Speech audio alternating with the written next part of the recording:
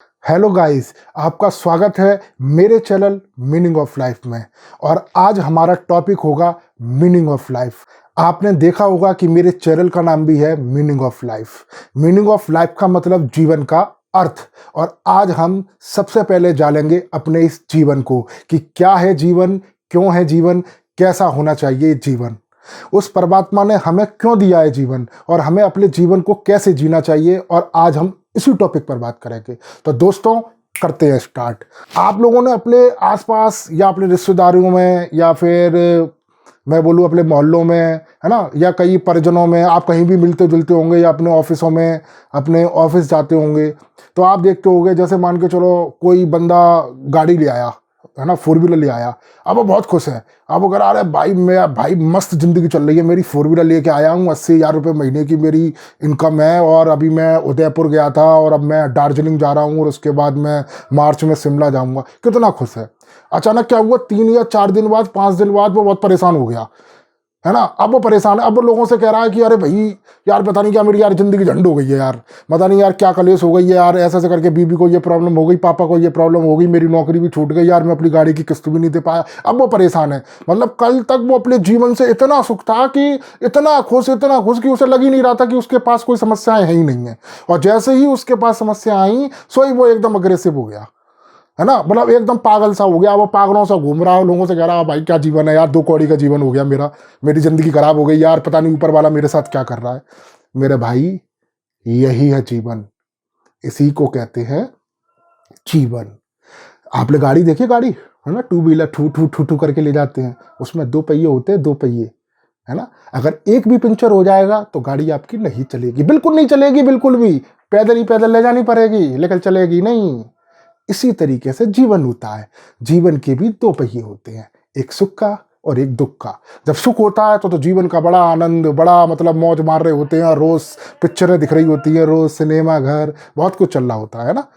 लेकिन जैसे ही दुख आता है सो ये आदमी जितना जितना जितना जितना नीचे होता चला जाता है। भाई ये जिंदगी का ग्राफ है, जब तक ऊपर नीचे नहीं चलेगा तब तक आप अपने जीवन को नहीं समझ सकते हैं, है ना। एक छोटा सा एग्जांपल दे रहा हूँ, शायद इसके बाद मुझे कुछ कहने की जरूरत ही नहीं पड़े।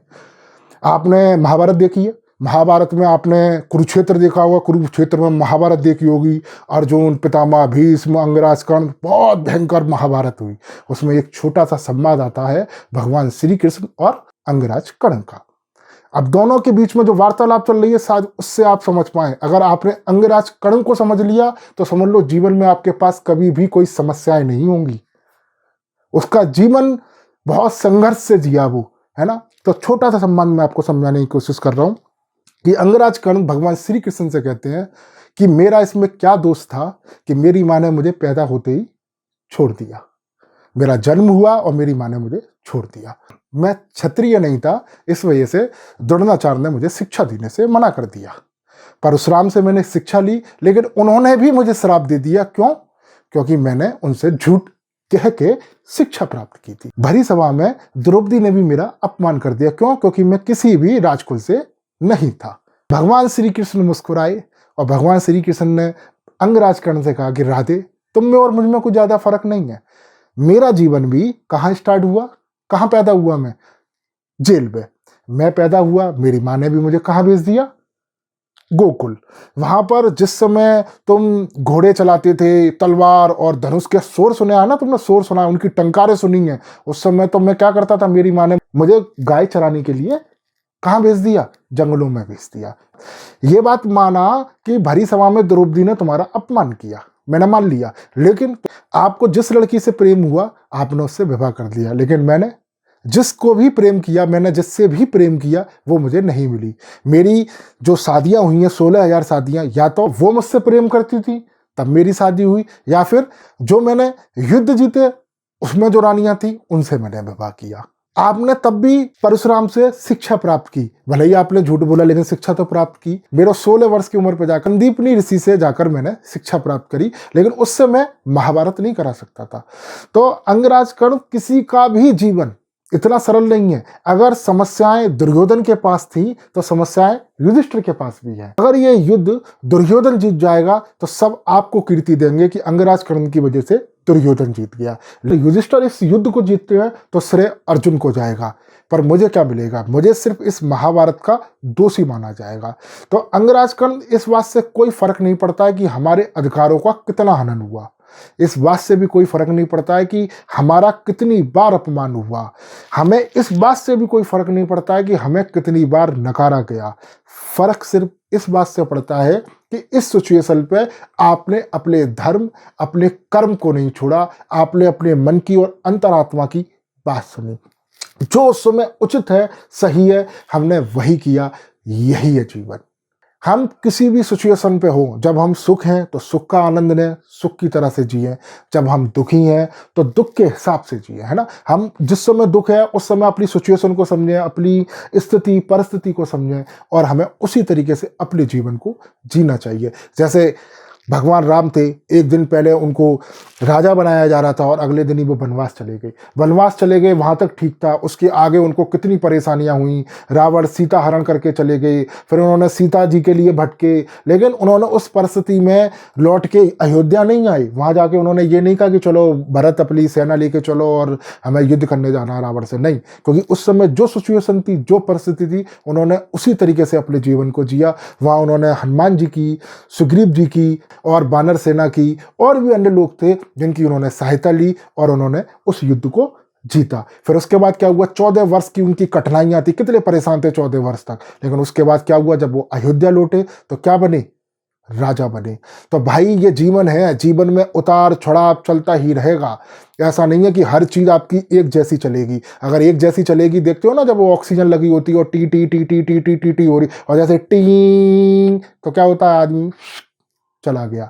मैंने आपसे कहा था अपनी लास्ट वीडियो में, meaning of life intro video जब मैंने बनाई थी, तब मैंने आपसे कहा था कि मैं आपको श्रीमद् भगवत गीता का सार भी समझाऊंगा हर वीडियो में, है ना। मैं आपको भगवत गीता भी समझाऊंगा कि क्या संवाद हुए थे अर्जुन और भगवान श्री कृष्ण में। अर्जुन ने कही थी किससे? भगवान श्री कृष्ण से, कि मैं क्यों लड़ूं इस युद्ध को, इस युद्ध को लड़ने से मुझे मतलब क्या मिलेगा? सिवा मार काट के कुछ नहीं मिलेगा। अगर ये राज्य चाहिए, इतने लाखों लोगों की लाशों के ऊपर बैठ के मैं अपने साम्राज्य को चलाऊंगा? नहीं, मुझे ये युद्ध लड़ना ही नहीं है। भगवान श्री कृष्ण उन्हें समझाते हैं कि ये जीवन आपको क्यों मिला है और आपको ये युद्ध क्यों करना है। ये वो समझाते हैं कि जैसे आपने देखा होगा कि जब हम कोई एग्जाम देने जाते हैं तो उसके लिए क्या होता है कि पहले हम तैयारी करते हैं, हमें एक रूम मिलता है, उसमें हम परीक्षा देते हैं। अगर हम उत्तीर्ण होते हैं तो क्या होता है? हम अगली क्लास में जाते हैं, है ना। यही तो होता है, फिर हम अगली क्लास में जाते हैं, फिर यही सफर चलता रहता है ना। तो इसी तरीके से ये जीवन है। ये जीवन में क्या है कि ईश्वर ने हमें क्या है, इस रूम में बिठाला, मतलब इस पृथ्वी पर हमें भेजा है, इस रूम में हमें भेजा है। क्या करने के लिए? अपना जीवन जीने के लिए। मतलब हम क्या कर रहे हैं? परीक्षा दे रहे हैं। अगर हम इस परीक्षा में उत्तीर्ण हो गए तो फिर हम क्या होगा कि हम जीवन और मरण के बंधन से मुक्त हो जाएंगे, क्योंकि हम भी उस परमात्मा के ही तो जीव हैं। हम उसी परमात्मा में जाके क्या हो जाएंगे? विलय हो जाएंगे।